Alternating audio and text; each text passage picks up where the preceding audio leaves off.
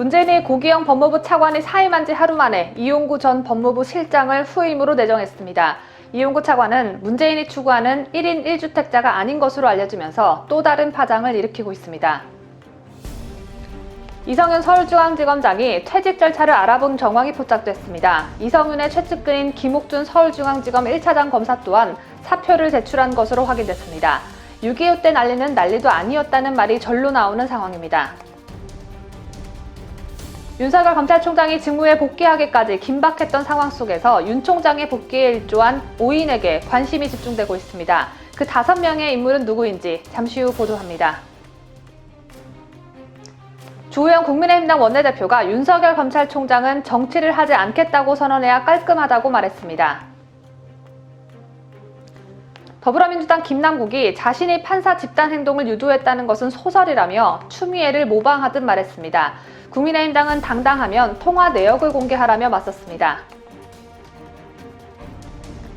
이정욱 여가부 장관이 국회 여성가족위원회 회의에 출석했지만 입만 열면 국민들을 실망시킨다는 이유로 발언 금지가 내려져 입 한 번 뻥끗하지 못했습니다. 열린민주당 최강욱 대표 변호인이 최 대표가 검찰개혁을 주장해서 기소가 된 것이라며 검찰을 비난했습니다. 변호하는 컨셉을 참 희한한 쪽으로 잡았네요. 이 밖에도 다양한 소식이 준비되어 있습니다. 12월 3일 오늘 저희가 준비한 풍성한 소식과 함께 활기찬 하루 시작하시기 바랍니다.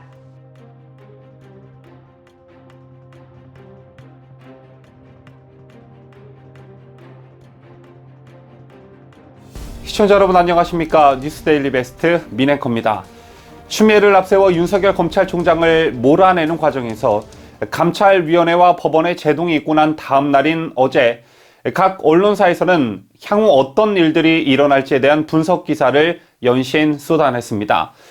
그 중심에는 과연 윤석열 몰아내기를 강행할 것이냐, 하지 않을 것이냐, 또 몰아내기를 강행한다면 어떤 후폭풍이 있을지에 대한 분석이 주를 이루었는데요. 결국 윤석열 몰아내기를 강행할 것이다 라는 예측이 우세한 상황입니다. 어차피 우리인이 하고 싶은 대로 다 할 수 있는 세상이 도래했고 국회마저 180석에 달하는 여당이 이를 뒷받침해주고 있기 때문이죠. 더군다나 이 정권이 국민 여론의 눈치를 조금이라도 보는 정권이었더라면 조금 다른 생각을 해볼 수도 있겠으나 자신들과 반대의 입장을 가진 국민들은 철저히 깔아뭉개고 자신들을 지지하는 국민들의 여론만 수렴하는 그런 특성을 가지고 있다는 건 여러분들께서 더 잘 아실 겁니다. 오죽하면 답은 이미 정해져 있고 너는 대답만 하면 돼 라는 뜻을 가진 답정너라는 말이 탄생했겠습니까? 오늘 뉴스데일리 베스트는 먼저 윤석열의 향후 거취 문제에 대한 예측을 해보고 검찰 안팎의 상황 그리고 정치권의 상황을 자세히 보도해드리도록 하겠습니다. 앞서 잠깐 언급을 해드렸지만 감찰위원회와 법원의 제동 그리고 국민들의 우려에도 불구하고 문 정권이 윤석열 몰아내기를 강행할 것이라는 그런 예측이 우세한 상황입니다. 자, 여기에 대해 저는 윤석열 검찰총장도 이를 인지하고 있다고 보는데요. 윤 총장은 엊그제 저녁 법원의 판단이 있고 난 후 바로 업무에 복귀한 뒤 어제는 대전지검에서 하고 있는 원전 수사 상황을 중점적으로 검토한 것으로 알려졌습니다. 윤 총장은 앞서 지난달 중순 대전지검이 산업통상자원부 관계자 등에 대한 사전 구속영장 청구가 필요하다는 의견을 내자 보강 수사를 지시한 것으로 알려졌죠. 여권의 역공을 우려해 완벽한 수사를 지시했다고 볼 수 있는데 이후 윤 총장이 직무배제되면서 일주일간 영장 청구가 보류됐었습니다. 자, 그리고 결국 윤석열 검찰총장이 직무 복귀 이틀 만에 대전지검이 수사 중인 월성원전 1호기 경제성 조작 의혹 사건의 주요 피해자들에 대한 사전 구속영장 청구를 승인했습니다. 복귀와 동시에 여권의 아킬레스건을 건드린 것이죠. 더군다나 이날 대전지검 수사팀은 감사방해 이외에 형량이 높은 공용전자 기록 등 손상 방실 침입 혐의를 추가했습니다. 1년 이하 징역으로 형량이 낮은 감사방해 혐의만으로는 영장 발부 가능성이 작다라는 판단에서였다고 하는데 윤 총장과 대전지검은 수사에 더욱 완벽을 기했고 이제 원전 수사가 청와대로 타고 올라 들어가는 것은 시간 문제인 것입니다. 자, 그리고 또 한 가지 의미 있는 소식, 윤석열 검찰총장은 법무부의 검사징계위원회 일정 변경이 법을 위반한 것으로 보고 8일 이후로 심의 기일을 다시 지정해 줄 것을 요청하기로 했습니다. 전날 법무부가 윤 총장의 방어권 보장을 위해 징계위 날짜를 2일에서 4일로 변경하는 것을 문제 삼은 건데요. 형사소송법 269조 1항은 첫 번째 공판기일은 소환장이 송달된 뒤 5일 이상의 유예기간을 두도록 하고 있는데 이를 위반했다는 것입니다.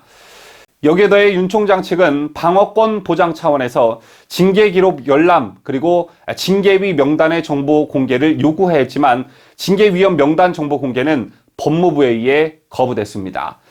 이처럼 윤 총장 측이 징계위원 명단을 요구하는 것은 심재철 법무부 검찰국장, 신성식 대검 반부패 부장 등 윤 총장 측의 비판적인 목소리를 내온 인사들이 징계위원으로 거론되고 있는 점을 염두에 둔 것인데요. 자, 만약 이들이 징계위원으로 참여하면 윤 총장 측은 심의 당일 현장에서 징계위에 기피 신청을 할 계획입니다.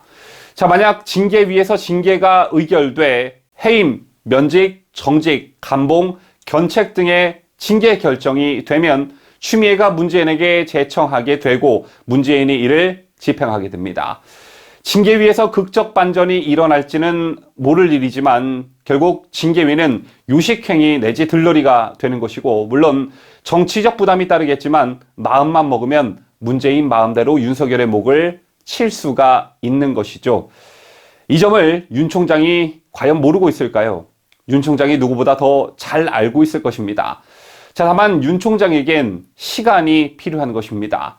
원전 수사가 완만히 이루어질 수 있는 환경 구축을 위한 시간이 필요한 셈이죠. 물론 아내와 장모가 인질로 잡혀있는 윤 총장 입장에서는 적절한 수준에서 문정권과 타협을 볼 수도 있는 부분이지만 이건 여러분들의 각자의 판단에 맡기겠습니다. 자, 때문에 지금 상황에서 국민들께서 윤석열 검찰총장에게 바라는 것은 딱 하나, 대선 후보로 나가달라가 아닙니다. 그가 엊그제 복귀할 때 국민께 약속했던 헌법 정신과 법치주의를 지키기 위해 최선을 다할 것을 약속드린다라는 이 말을 지켜달라는 것입니다. 자, 우선 윤 총장이 그것을 지키는지 아니면 정권에 굴복하고 타협하는지 지켜본 후에 그가 정말 대선 후보감이다라고 판단하는 건 다음 일이겠죠. 우팔각에서는 윤 총장이 이명박 박근혜 두 전직 대통령과 정부 인사들에게 적폐청산이라는 미명으로 무자비한 칼을 휘둘렸다는 이유로 그를 배척하고 계시는 분들도 상당히 많이 계십니다. 그 심정 1000번 만번 저도 이해합니다. 만약 윤석열이 문정권에 굴복한다면 시류의 흐름에 따라 갈대처럼 힘이 센 권력에 드러눕는 검찰총장으로 기억이 될 것입니다. 윤석열의 검찰이 칼을 잡은 도마 위에는 청와대 울산시장 선거 개입, 라임 옵티머스, 우리들 병원, 원전, 태양광, 부정선거 등등등 많은 재료들이 올라와 있습니다. 그리고 동시에 대한민국 검찰은 검찰 역사 반세기를 통틀어 최대 위기에 봉착되어 있습니다. 훗날 역사 속에서 윤석열의 검찰이 검찰 조직을 지키지 못했다는 불명예로 기록되지 않게 자신들 앞에 놓여져 있는 도마 위의 재료들을 좌고우면하지 말고 과감히 내려치기를 바랍니다. 추미애 비위를 꾸역꾸역 맞춰주던 법무부 차관이 보란듯이 자리를 박차고 나가면서 추미애는 물론 문재인까지 혼비백산한 모습입니다. 문재인의 신임 법무부 차관에 이용구 전 법무부 법무실장을 내정했는데 이용구 신임 차관은 서울 강남의 시세 20억 원에 달하는 아파트를 2채나 소유하고 있는 인물입니다. 집을 2채 가지고 있으면 안 된다며 집 팔기를 강요한 청와대가 고기영 차관이 사표낸 지 딱 하루 만에 강남 2주택자를 지명했다는 것은 문재인의 마음이 그만큼 엄청나게 조급한 상태라는 것을 나타내줍니다. 단 이용구 신임 차관은 윤석열 총장 징계위원회 징계위원장 대행직을 맡지 않을 것으로 전해졌습니다. 급하게 법무차관을 지명하긴 했지만 징계위원장에서 배제시킨다는 것은 추미애에게 쏟아지는 비난 세례를 조금이나마 덜으려는 의도로 풀이됩니다. 보도에 강혜국 기자입니다. 문재인이 어제 2일 신임 법무부 차관의 이용구 전 법무부 법무실장을 내정했습니다. 이용구 신임 차관은 서울대 법학과를 졸업했고 사법고시 33회 출신으로 고기영 전 차관과는 사법연수원 동기입니다. 이용구 신임 차관은 문재인 정부 검찰개혁 과정에 참여한 바 있고 올해 초까지 법무부 실장으로 재직했습니다. 강민석 청와대 대변인은 검찰개혁 등 법무부 당면 현안을 공정하고 중립적으로 해결하고 조직을 안정화하는 데 기여할 것으로 보인다며 이용구 신임 차관에게 무언의 협박을 하듯 말했습니다. 똥줄타는 문재인이 법무부 차관을 빠르게 내정하면서 윤석열 검찰총장에 대한 법무부 검사징계위원회도 오는 4일 예정대로 열릴 것으로 보입니다. 한편 관보에 따르면 이용구 신임 차관은 지난 3월 공직자 재산 공개 때 본인 명의의 서울 서초동 서초레미안 아파트와 배우자 명의의 강남구 도곡동 삼익 아파트를 보유했다고 밝혔습니다. 이들 아파트는 현재 20억 원 안팎에서 시세가 형성돼 있는데 청와대 관계자는 이와 관련해 곧 처분할 계획이라고 밝혔습니다. 앞서 문재인은 청와대와 외교부 등 고위공직자 인사에서 다주택자는 원칙적으로 배제했죠. 지난 7월에는 정세균 국무총리가 나서 고위공직자 중 다주택자는 하루빨리 매각할 수 있게 조치하라고 지시하기도 했습니다. 윤석열 검찰총장을 잘라내는 징계위원회가 얼마나 급했으면 본인 주둥아리로 짓거린 다주택자 배제를 어기고 강남 2주택자를 지명했을까요? 그나저나 이용구 신임 차관은 집도 팔아야 하고 추미애 쫄다고 노릇도 해야 하고 인생이 참 거지 같아졌네요. 뉴스데일리 베스트 김자유입니다. 추미애 법무부 장관은 취임 이래 여러 차례의 인사를 통해 검찰과 법무부를 풍비박산시켜 놓았습니다. 조금이라도 윤석열 라인이라는 색채를 띠면 좌천성 인사로 그들을 갈기갈기 찢어놨고, 조금이라도 정권의 비위 혐의와 관련된 수사를 하려는 검사들 또한 직무에서 배제하거나 수사지휘권을 발동해 방해 작업을 벌여왔죠.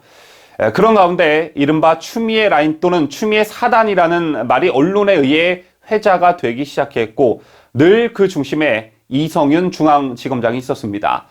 자, 그런데 윤석열의 복귀로 전세가 뒤집힌 가운데 이성윤의 서울중앙지검이 거센 후폭풍에 휩싸이고 있다는 소식입니다. 어쩌면 이건 예견된 일이었죠. 윤석열 검찰총장에 대한 헌정사상 초유의 직무집행정지 사태 와중에 역설적으로 대표적인 친정부 검사로 꼽히는 이성윤 서울중앙지검장이 고립원의 상태라는 얘기는 전부터 무성했습니다. 중앙지검 평검사부터 부부장, 부장검사 등 간부급까지 대거 윤 총장 직무 배제가 부당하다는 성명서에 이름을 올렸을 때 그 성명서에 이성윤 지검장을 적시해 비판하는 내용까지 다무려 시도한 사실이 보도되기도 했습니다. 자, 그만큼 이성윤 지검장은 수세에 몰리기 시작했고, 윤 총장이 복귀하자 중앙지검 내부에서는 이 지검장에 대한 불신임 기류마저 감지되고 있다고 하는데요. 엎친 데 덮친 격으로 이 검사장의 최측근으로 꼽히는 서울중앙지검 김욱준 1차장 검사는 검찰의 존재의 가치를 위협하는 조치를 중단해달라며 최근 사표를 제출했습니다. 추 장관의 징계 청구와 직무배제 조치 등에 반발한 것으로 풀이가 되고 있는데, 이런 와중에 이성윤 서울중앙지검장이 퇴직 절차를 알아본 정황이 확인됐습니다. 보도에 강혜욱 기자입니다. 추미애 법무부 장관의 윤석열 검찰총장 징계 청구에 대한 검찰 조직의 반발이 거세지고 있는 가운데 이성윤 지검장이 지휘한 윤 총장 관련 사건 수사에 문제가 있다는 내부 책임론이 불거지고 있습니다. 이런 가운데 검찰 등에 따르면 최근 이 지검장을 보좌하는 검사장실은 서울중앙지검 운영지원과에 연금과 명예퇴직에 관련해 문의한 것으로 파악됐습니다. 이 지검장은 전날 법원이 윤 총장의 직무정지 효력 집행정지 신청을 받아들이는 결정을 내리자 다음 날인 이날 오전 반가를 내고 서울중앙지검에 출근하지 않았는데요. 헌정사상 초유의 검찰총장 직무정지 상태를 맞으면서 역설적으로 차기 검찰총장 1순위로 꼽혔던 이 지검장은 검찰 내에서 고립무원 상태로 빠졌다는 분석이 나오고 있습니다. 지난달 26일 열렸던 중앙지검 부장검사 회의에서는 이 지검장도 현 상황에 대한 책임이 있다는 내용을 성명에 포함시키자는 의견이 다수 나왔던 것으로 전해졌습니다. 그러나 부장검사들은 최대한 정제된 표현으로 신속히 성명을 내자는 데 동의했고, 결국 이 지검장에 관한 내용은 포함시키지 않은 성명서를 검찰 내부망에 발표했습니다. 한편 이 지검장의 최측근인 김욱준 서울중앙지검 1차장 검사는 이 지검장보다 한 발 앞서 사표를 제출한 것으로 확인됐습니다. 김 차장 검사는 윤 총장 장모 최모 씨의 요양병원 불법급여 사건을 지휘해 지난달 최 씨를 불구속 기소했습니다. 이와 관련해 급작스럽게 수사 일정을 앞당겨 기소했다는 뒷말이 나왔습니다. 김 차장 검사 역시 사표 제출에 앞서 운영지원과의 연금과 명예퇴진 관련 문의를 했었던 것으로 확인됐습니다. 자유대한민국을 수호하는 뉴스데일리 베스트 강혜국입니다. 앞서 전해드린 대로 소위 추미애 라인 핵심 인물인 이성윤 중앙지검장에 대한 검찰 내부 반발이 거세지고 있는 가운데 그 신호탄은 아무래도 전에 수리된 고기영 법무부 차관의 사표였습니다. 제1선 검사는 물론 전국 검사장 및 고검장 등이 윤석열 검찰총장 찍어내기에 나선 추미애 법무부 장관의 위법 부당성을 공개 규탄하며 돌아서자 추미애 라인으로 분류된 조남관 대검차장과 고 차관까지 더는 동참하기 어렵다는 뜻으로 발을 뺀 상황이죠. 자, 이렇게 순식간에 검찰 내 분위기가 뒤바뀔 수 있었던 건 윤 총장 징계에 동조하는 데 대한 부담이 크기 때문이라는 게 법조계 안팎의 시각입니다. 더군다나 이미 윤 총장 징계 청구와 그 이전에 있었던 압수수색 과정에서 법과 절차에 문제가 있었다는 게 드러난 상황에서 잘못 발을 담궜다가 사법심의 또는 수사 대상이 될 수도 있다는 위기감에 따른 것이란 분석들도 나오고 있습니다. 법원과 감찰이 등 외부 심판들은 이번 사태를 추 장관의 권한남용과 적법 절차 위반 등의 문제로 보고 있죠.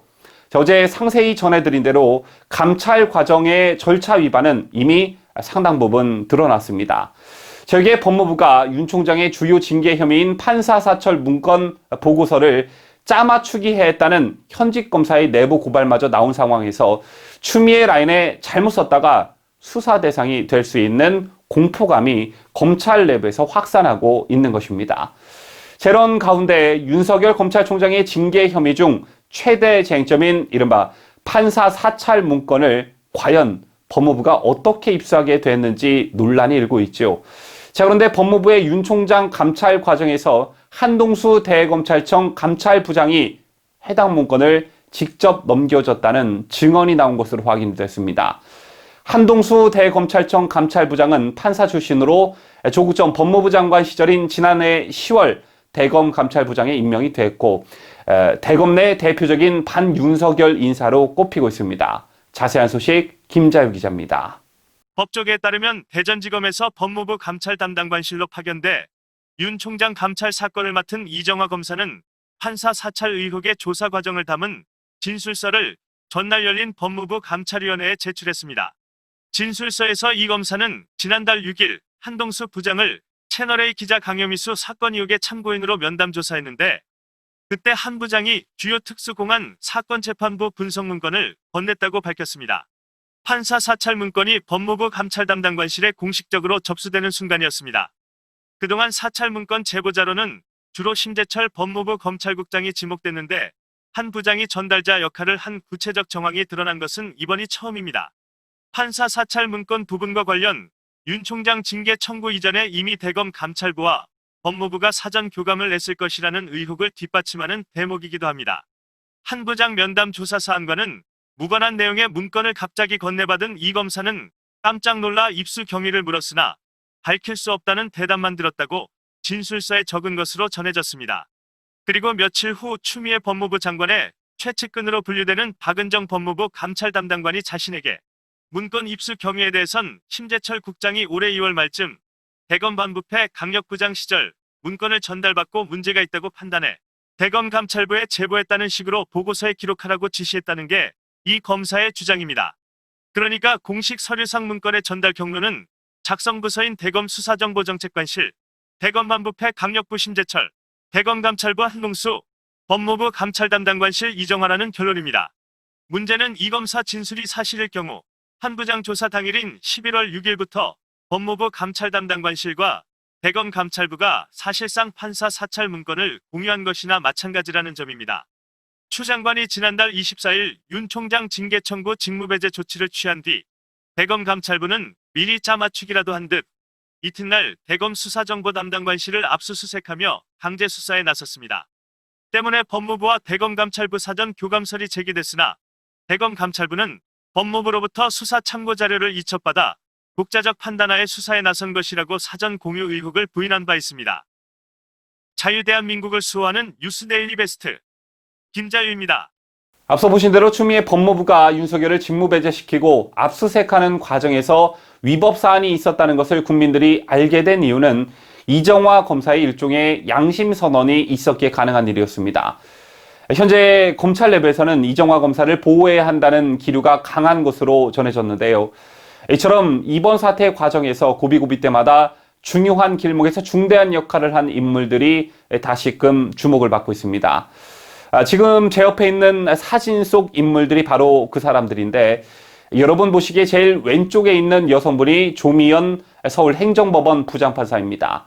잘 알려진 대로 조판사는 윤 총장을 직무에서 배제한 명령의 효력을 임시로 중단하라는 결정을 내리면서 윤 총장은 그 즉시 업무에 복귀할 수 있었죠.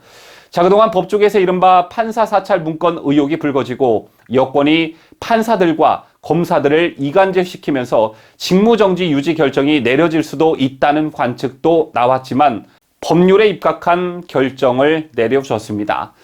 또 검찰총장은 법무부 장관의 부하가 아니다라는 점도 국민들께 판결로서 알렸죠. 자, 그리고 강동범 법무부 감찰위원장을 비롯한 감찰위원들도 절차상의 문제를 조목조목 지적하며 중요 고비 때 큰 역할을 해주었습니다. 자, 그 다음이 고기영 법무부 차관인데요. 자, 물론 추미애 법무부 장관의 라인으로 분류된 인사였지만 법원의 결정 이후 고 차관이 사표를 제출했다는 소식도 뒤늦게 알려졌죠. 고 차관은 행정법원 판결이 나기 전날인 지난달 30일 오후 추미애 법무부 장관에게 차관 자리에서 물러나겠다는 뜻을 밝혔다고 합니다. 고 차관은 주변에 최근 1년의 사태에 차관으로서 책임을 통감한다고 밝힌 것으로 알려졌는데, 이러한 결정을 두고 검찰 내에서는 고 차관이 윤 총장의 징계를 심의할 징계위 개최를 막기 위해 사의를 밝혔다는 해석도 나오고 있습니다. 법무부 차관은 검사징계법상 징계위의 당연직 위원으로 참여하게 되는데, 추 장관이 징계 청구권자로서 징계위에서 빠지게 되면 고 차관이 위원장직을 맡게 될 그런 상황이었습니다. 또 윤 총장을 대신해 총장 직무를 수행 중인 조남관 대검찰청 차장검사도 추 장관에게 직무집행 정지 처분을 철회해달라고 호소하면서 사태를 바로잡고자 했습니다. 그리고 대검찰청 인권정책관실의 대검감찰부가 이른바 재판부 사찰 문건과 관련해 수사정보정책관실을 압수수색하는 과정에서 불거진 위법 의혹을 수사하라고 지시했고, 지금 그 수사가 진행 중에 있습니다. 자, 마지막 좀 전에 리포트에서 전해드렸던 이정화 검사입니다. 윤 총장의 직무배제 이유 중 하나였던 판사 사찰 의혹에 대해 자신이 작성한 윤 총장의 죄가 성립이 안 된다는 보고서의 내용이 삭제됐다고 폭로한 인물이죠. 앞으로도 국민이 부여한 권한을 남용하지 말고 정권에 줄 서지 말고 국가와 국민을 위해 해야 할 역할이 무엇인지 성찰하고 또 이를 행동에 옮기는 공직자들이 더욱 많아지기를 국민 여러분과 함께 바라봅니다.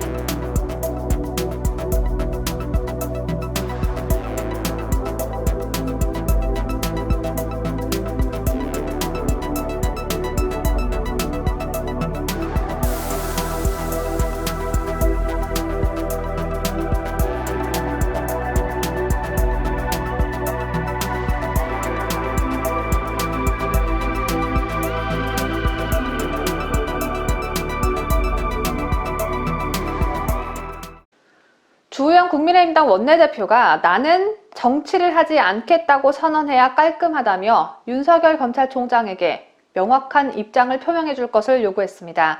어제 2일 주호영 원내대표는 KBS 라디오 최강시사와의 인터뷰에서 윤 총장이 나는 정치할 생각이 전혀 없고 정치 중립으로 검찰총장 직무만을 충실히 수행하겠다고 해야 대한민국의 법치주의가 살고 검찰의 중립성과 독립성이 보장될 것이라며 이같이 말했습니다. 윤석열 검찰총장이 정치를 안 한다가 아니라 정치를 하지 않겠다고 명백히 선언해야 되죠.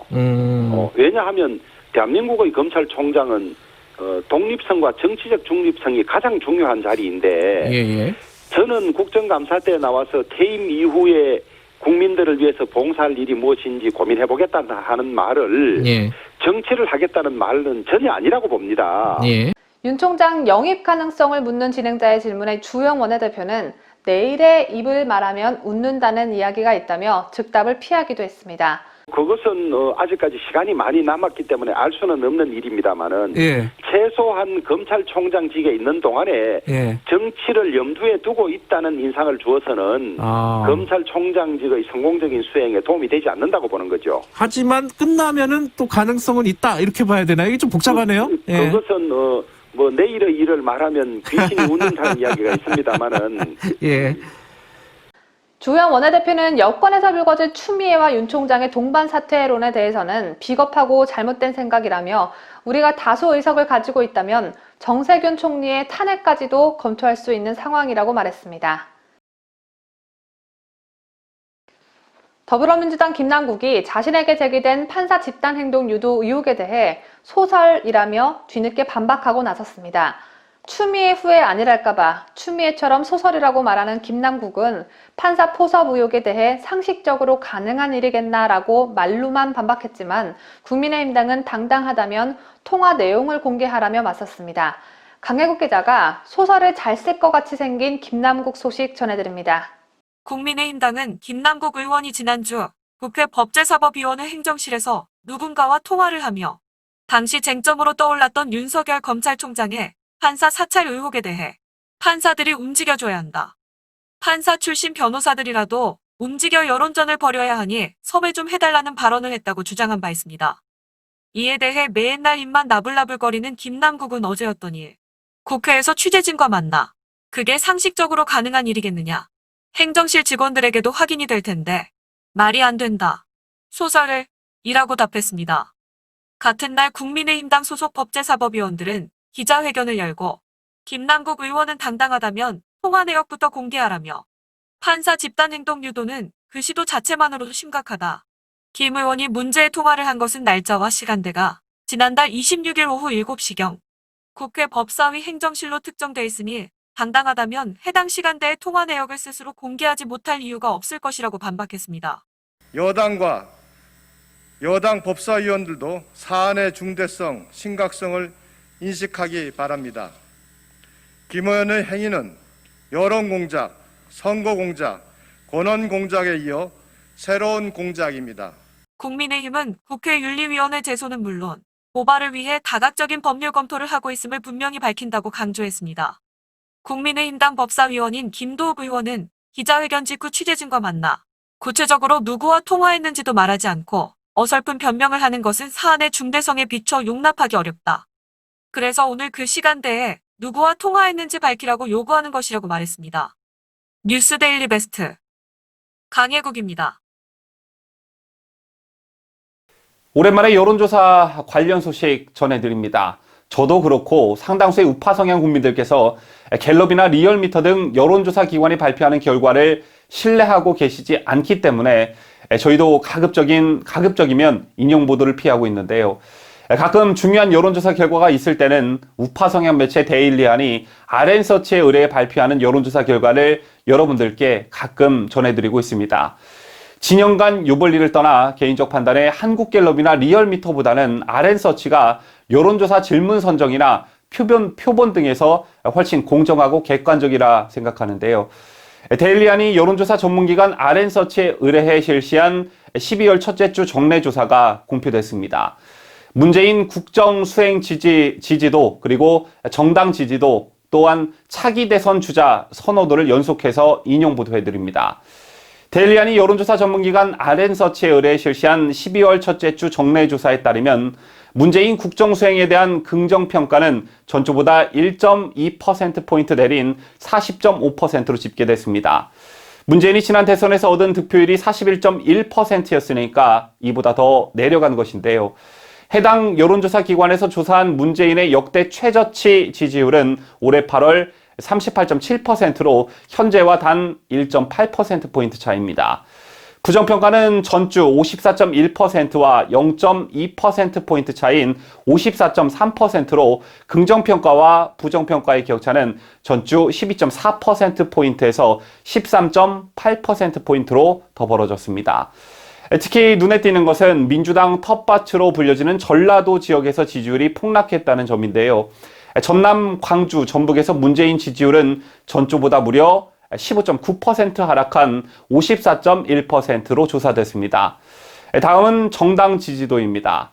더불어민주당과 국민의힘 지지율 격차가 오차 범위 이내로 좁혀졌습니다. 역시 데일리알이 여론조사 전문기관 RN서치에 의뢰해 실시한 12월 첫째 주 정례조사에 따르면 민주당 지지율은 지난달 30.6%에서 1.4%포인트 오른 32%였습니다. 국민의힘 지지율은 지난달 24.9%에서 4%포인트 오른 28.9%로 조사됐는데요.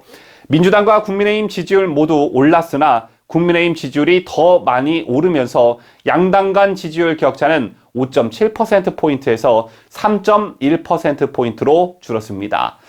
정당 지지도에서도 민주당은 전남, 광주, 전북에서 전월 대비 지지율이 10.4%포인트 빠졌습니다. 마지막으로 차기 대선 주자 선호도입니다. 윤석열 검찰총장이 차기 정치 지도자 적합성을 묻는 여론조사에서 이낙연 더불어민주당 대표와 이재명 경기도지사를 제치고 오차 범위 내 1위를 기록했습니다.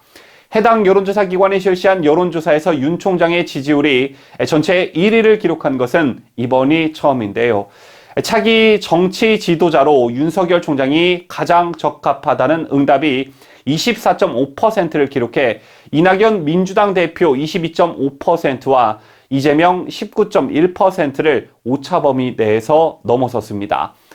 비여권에서는 단연 독보적인 지지율을 보이고 있었는데요. 윤 총장의 뒤를 이어 홍준표 무소속 의원이 5.6%, 오세훈 전 서울특별시장이 4.5%, 안철수 국민의당 대표가 2.7%, 유승민 국민의힘 전 의원이 2.4%, 원희룡 제주도지사가 1.6% 등을 기록했습니다. 한편 추미애 법무부 장관은 제가 눈을 크게 뜨고 또 안 보여서 돋보기까지 쓰고 어디 있나 찾아봤더니 그 어디에서도 추미애란 이름을 찾을 수는 없었습니다. 다음은 예비후보 등록일이 일주일 앞으로 다가온 부산시장 선호도 여론조사 결과입니다. 싸이리서치가 일요신문과 프라임경제의 의뢰를 받아 조사한 결과인데요. 여러분 보시기에 왼쪽이 저번 주 그러니까 11월 마지막 주에 실시한 결과이고요. 오른쪽이 10월 중순에 조사한 여론조사 결과이니 그 흐름을 보시기에 도움이 되시리라 생각합니다. 싸이리서치가 일요신문과 프라임경제의 의뢰를 받아 최근 실시한 여론조사에 따르면 박형준 전 국회 사무총장, 서병수 의원, 이현주 전 의원 등 상위권 후보군이 공고한 지지율을 보이는 가운데 이진복 전 의원의 상승세가 뚜렷한 것으로 나타났습니다. 자, 우선 최근 조사에서 박형준 전 국회 사무총장은 19.3%를 기록했고 뒤를 이어 서병수 16%, 이현주 15.4%, 이진복 10.1%를 기록했습니다. 현재 상위권 후보들이 오차 범위 내에서 경쟁을 벌이고 있는 만큼 각 후보군의 거취가 결정이 되고 예비 후보 등록이 시작되면 판세는 또 한번 요동칠 것으로 예상됩니다. 한편 같은 기간 조사에서 민주당 후보 적합도는 김영춘 국회 사무총장의 우세가 유지가 됐는데요. 김 사무총장은 정기국회가 끝나는 오는 9일 이후 출마하는 방안을 고민 중인 것으로 알려졌습니다. 지난달 30일 국회 정보위원회는 국민의힘 소속 위원들이 전원 불참한 가운데 민주당 단독 표결로 국정원법 개정안을 통과시켰습니다. 자, 이 오는 9일 국회 본회의에서 의결을 시도할 계획인데요. 이 개정안의 핵심은 국정원의 대공수사 기능을 폐지하고 이를 경찰로 넘기겠다는 것입니다. 때문에 일각에서는 문재인의 소원인 국정원 폐지와 국가안보법 폐지의 초석이 다져질 거라는 우려가 많은데요. 이런 가운데 국가정보원 출신 전직 정보요원들이 여권을 향해 국정원 대공수사권 폐지를 중단하라고 촉구하며 거리로 나서고 있습니다. 우선 국정원법 개정안과 관련해 전직 정보요원들은 지난 1일 국가안보를 걱정하는 전직 국가정보원 직원 모임 명의의 보도자료를 내고 대공수사권 폐지 3년 이후에는 대공수사권을 박탈하는 꼼수에 불과하다고 비판했습니다. 전직 국정원 직원 모임은 보도자료에서 세계 최악 폭력 집단인 북한은 지난 70여 년간 대남적화 노선을 굳건히 지키고 있는 현실에서 우리의 국가안보 역량 강화가 시급한 시점이라며, 그런데도 이를 도외시한 채 제대로 된 공청회나 토론회조차 거의 갖지 않고 일방적으로 밀어붙이는 저희가 무엇인지 의심스럽다고 이의를 제기했습니다. 또한 이들은 국정원의 60여 년간 축적된 대공 업무를 폐쇄하고 타 기관 이관을 시도하는 것은 국가 안보 역량을 저하시키고 제3국 우회 침투 활동 간첩 등에 대한 수사 역량이 감소하는 것은 필연적이라며, 간첩의 99%가 북한을 포함한 해외에서 유입되는데 국정원의 간첩 잡는 기능을 없애면 북한 김정은 집단만 가장 좋아할 일이라며, 튼튼한 대공 기능의 틀을 붕괴시키는 일을 즉각 멈추라고 촉구했습니다. 마지막으로 이들은 국정원 대공 수사권 폐지는 김정은 집단에 헌납하는 크리스마스 선물인가라며 문재인과 여권의 날선 비난을 쏟아냈습니다. 이정옥 여성가족부 장관에게 보이지 않는 입마개가 채워졌습니다. 입마개는 보통 사람을 잘 무는 개들에게 채워지는데 이정옥 장관도 사람을 위협하는 개 같다는 뜻일까요? 사람을 위협했다기보단 상처난 여성의 마음에 대못을 박은 죄입니다. 이정옥 여성가족부 장관이 어제 국회 여성가족위원회 전체 회의에 참석했는데 발언권을 전면 제한당했습니다. 여야는 합의하에 이 장관이 질의에 답변하지 않는 조건으로 전체 회의를 진행했습니다. 여성가족부위원회 야당 간사인 김정재 국민의힘당 의원은 어제 2일 회의에 앞서 장관이 입을 떼는 순간마다 국민들은 실망해왔고 피해자들은 상처를 받아왔습니다. 그래서 여야 합의로 오늘 이정옥 장관의 발언을 제한한 채 회의를 진행하기로 했습니다. 김정재 의원은 장관은 얼마나 무거운 자리에 있는지, 어떤 역할을 해왔는지 회의가 진행되는 동안 진지하게 생각해보기 바란다며 이 장관의 사퇴를 촉구하기도 했습니다. 아직도 여가부 장관 자리에 있다는 것이 도저히 믿겨지지 않는 이정옥은 앞서 지난달 5일 838억 원의 세금이 투입되는 서울과 부산시장 보궐선거와 관련해 국민 전체가 성인지 감수성을 집단 학습할 수 있는 기회라고 말해 보통 사람들과는 다른 비정상적인 성인지 감수성을 가지고 있음을 증명했습니다. 안철수 국민의당 대표의 간보기가 계속되고 있습니다. 요리사도 아닌데 왜 이렇게 간을 보고 다니나 모르겠습니다. 안철수 대표가 야당 의원들을 상대로 한 세 번째 강연에서 서울시장에는 출마하지 않겠다고 선을 그으면서도 제가 후보가 되면 좋겠지만 이라는 말로 여운을 남겼습니다. 어제 2일 서울 여의도 정치카페 하우스에서 열린 국민의힘당 초선 의원 모임 명불허전 보수다 초청 강연에서 안철수 대표는 내년 4월은 여전히 코로나 상황일 것이고 어쩌면 3차 대규모 확산 와중일지도 모른다.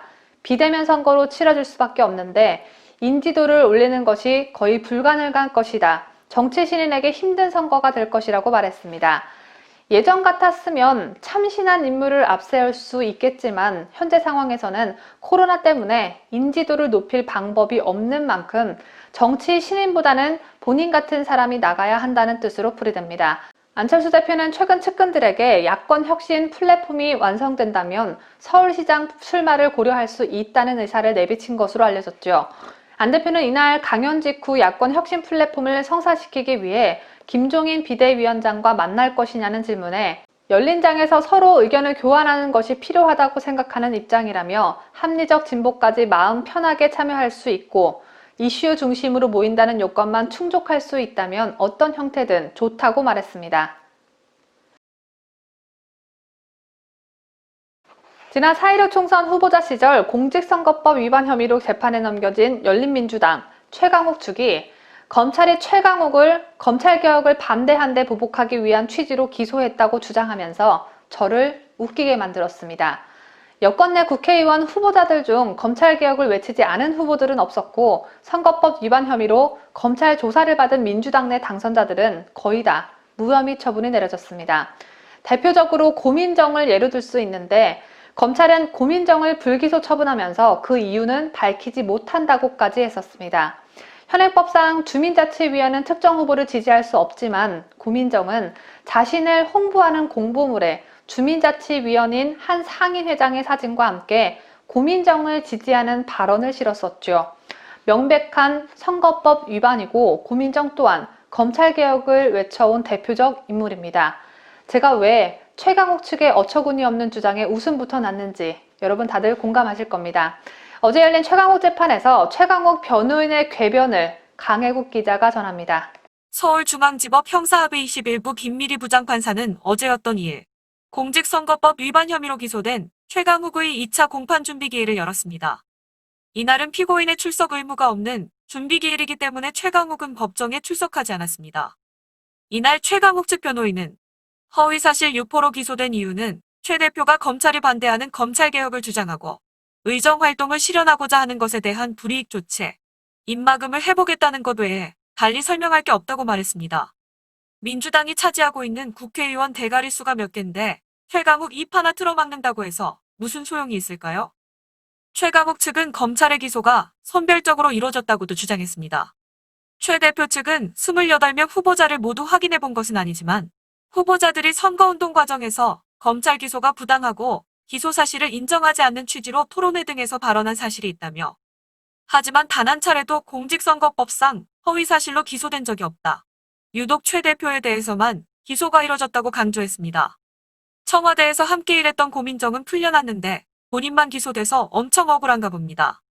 건들건들 깡패같이 걷는 걸음걸이가 특징인 최강욱은 조국 아들의 인턴 증명서를 허위로 작성해주고도 지난 4월 총선 기간 방송에 출연해 그런 사실이 없다고 발언해 공직선거법상 허위사실 공표 혐의를 받고 있습니다. 최강욱은 또 허위 인턴 증명서 발급 혐의로 인한 업무방해죄로도 기소돼 다른 재판부에서도 재판을 받는 중입니다.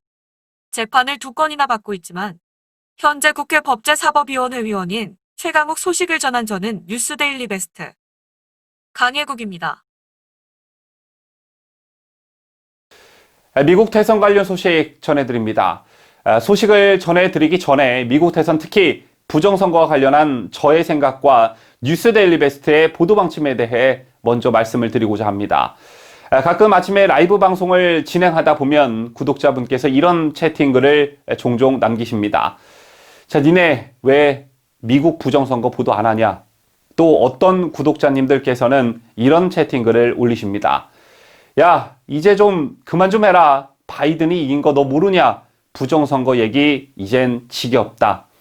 제처럼 미국 대선을 바라보는 우리 우파 진영 내의 생각과 의견은 명확히 갈리고 있습니다. 그렇다면 이 시점에 우파 유튜브 방송들의 역할은 과연 무엇이고 또 어떤 모습이 바람직한 모습일까요? 자, 물론 정답은 없겠지만 서너 가지 역할과 자세가 필요하다고 보는데요. 먼저 어떤 것도 예단하지 말 것. 확인되지 않은 허황된 정보를 구독자님들께 전달해 판단에 혼란을 주지 말 것. 즉, 쏟아지는 정보를 필터링해 객관적인 정보만 전달할 것. 그 다음, 잘난 척하면서 반대 의견을 가진 사람을 깔아뭉개지 말고 그에 따른 판단은 정보를 수용하는 구독자님들께 맡길 것. 자, 이에 준하는 역할을 충실히 하는 것이 저희가 지녀야 할 자세가 아닌가 싶습니다.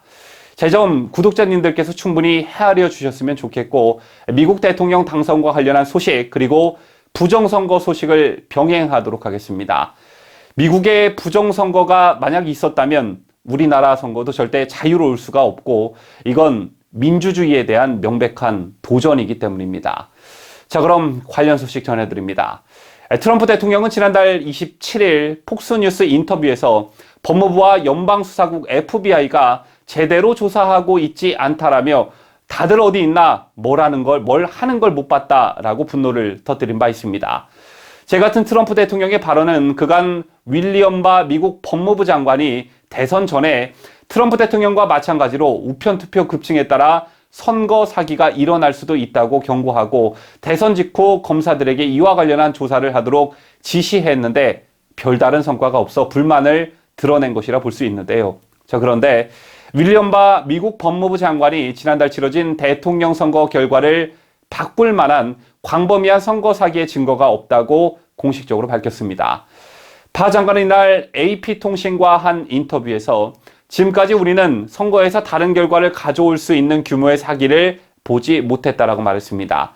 자, 그는 이번 대선에 사용된 도미니언 투표 시스템 기계가 공산주의의 자금의 후원으로 만들어졌고 투표 결과를 바꿨다는 트럼프 대통령 쪽의 주장도 반박했는데요.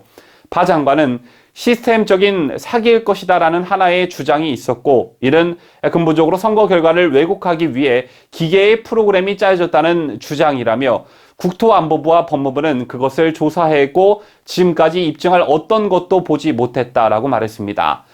대선 뒤 한 달 동안 법무부와 국토안보부가 선거 사기 주장에 대해 조사를 벌였으나 증거를 찾지 못했다는 것입니다. 제로서 윌리엄 바 미국 법무부 장관은 지금까지 미 행정부 안에서 트럼프 대통령의 선거 부정 주장을 반박한 가장 고위급 인사가 됐습니다. 지난달 10일 크리스토퍼 크랩스 국토안보부 CISA 국장은 다른 선거 보안 기관들과 함께 성명을 내며 11월 3일 선거는 미국 역사상 가장 안전한 선거였다라고 주장한 뒤 닷새 만인 17일 트럼프 대통령에 의해 해임된 바 있습니다. 한편 트럼프 캠프의 변호인인 루디 줄리아니와 제나 앨리스는 바 장관의 이날 발언을 일축했습니다. 이들은 성명을 내며 법무부 장관에게는 미안하지만 그는 실질적인 부정과 시스템적인 사기의 증거에 대한 어떤 지식이나 조사도 없이 의견을 낸 것으로 보인다고 반박했습니다. 2020년 미국 대선에서 우편 투표 약 28만 장이 분실됐다는 내부 고발자의 증언이 나왔습니다. 선거감시단체인 아미스타드 프로젝트의 집행이사인 필 클라인 전 캔자스주 법무장관은 미국 현지 시각으로 지난 1일 기자회견을 열고 뉴욕주에서 펜실베이니아주로 배송된 투표지 28만여 장이 분실됐다고 주장했습니다. 클라인은 미 연방우체국의 하청업체 직원이라고 소개한 내부 고발자들의 증언을 빌려 지난 10월 21일 기표가 완료된 투표지가 뉴욕주 베스페이지에서 펜실베이니아로 배송되면서 투표지가 사라졌다고 말했습니다. 기표된 투표지를 배송하기 위해 다른 주로 이동했다는 내부 고발자의 진술이 사실로 밝혀진다면 이는 연방법을 위반한 범죄로 처벌이 가능합니다. 클라인은 이런 진술을 담은 정보를 연방수사국, FBI와 지역 검사, 타 지역 변호사 등의 법 집행기관과 공유할 것이라고 밝혔습니다.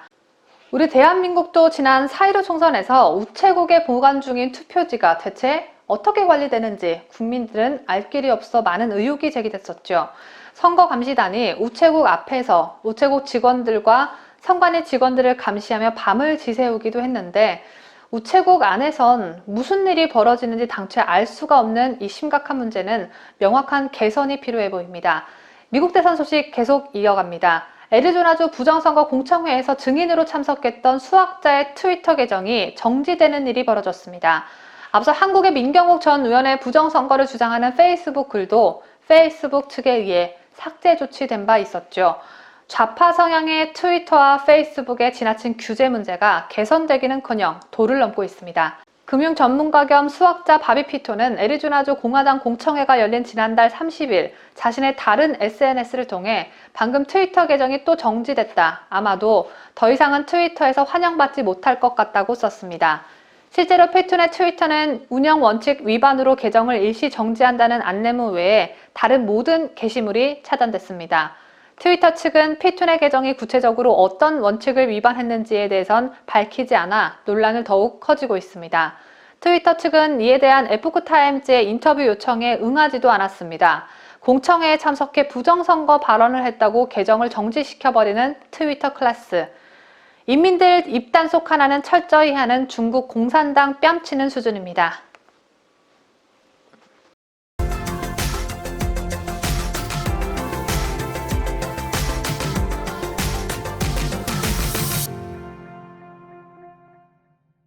이상으로 저희가 준비한 뉴스를 모두 마치도록 하겠습니다. 지금까지 저는 여러분의 뉴스 데일리 베스트 민앵커였고요. 저희는 내일 여러분께서 꼭 아셔야 할 뉴스를 가지고 다시 돌아오도록 하겠습니다. 끝까지 시청해주신 여러분 대단히 감사합니다.